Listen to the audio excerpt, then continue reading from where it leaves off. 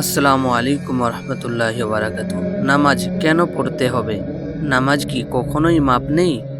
নামাজ কোন টাইমে মাপ আছে সেটাই আজকে জানবো এই ভিডিওর মধ্যে। চলুন তাহলে ভিডিও শুরু করা যাক।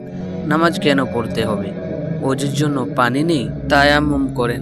তায়াম্মুম ব্যবস্থা নেই, তায়াম্মুম ছাড়াই নামাজ পড়েন। কিবলামুখী হয়ে নামাজ পড়তে হয়, কিবলামুখী বুঝতে পারছেন না, যে কোনো দিক হয়েই নামাজ পড়ুন। দাঁড়িয়ে নামাজ পড়তে পারছেন না, বসে পড়েন। বসে না পড়তে পারলে শুয়ে পড়েন। পরিষ্কার কাপড় পরে নামাজ পড়তে হয়, পরিষ্কার কাপড় না থাকলে পোশাক পায়খানা লাগা কাপড় পরেই নামাজ পড়েন।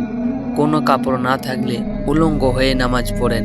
ট্রেনে প্রচণ্ড ভিড়ে ঝুলে আছেন, আজান দিচ্ছে, সেই অবস্থাতে নামাজ পড়ুন। নামাজ কি জিনিস কি করে বুঝায় আপনাকে?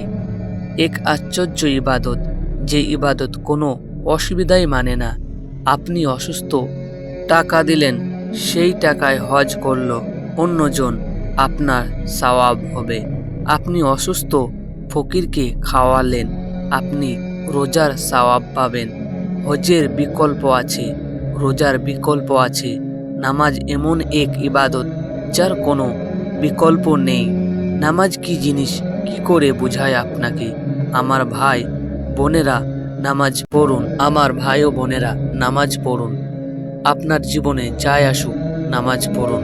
আপনার জীবনে যতই খারাপ কাজ করেন না কেন, পরিমাণে যতই বেশি হোক না কেন, নামাজ পড়ুন।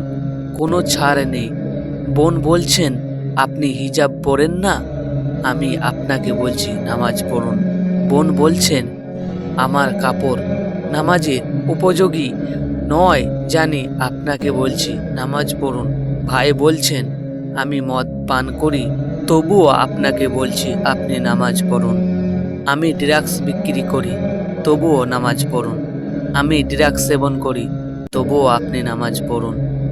আমার একটি মেয়ে বন্ধু আছে এবং আমি তার সাথে রাত্রি যাপন করি, তবুও আপনি নামাজ পড়ুন। আমার জীবনে যাই আসুক না কেন, নামাজ পড়ুন।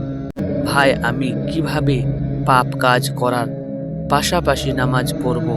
এটি নামাজের প্রতি অসম্মানজনক ও আমার অভদ্রতা প্রকাশ পায়। আমি বলছি না এই জন্যই আমরা নামাজ পড়ি কারণ আমরা ভালো না, আমি পাপী, আমরা ভুল করছি। আপনি তবুও নামাজ পড়ুন। আল্লাহ বলছেন নামাজ অশ্লীল ও খারাপ কাজ থেকে বিরত রাখে, তাহলে কেন আপনি নামাজ পড়েন না? কিছু মানুষ বলে আমাকে ভালো পথে আসতে দাও, ইনশাআল্লাহ আমি নামাজ পড়া শুরু করে দেব।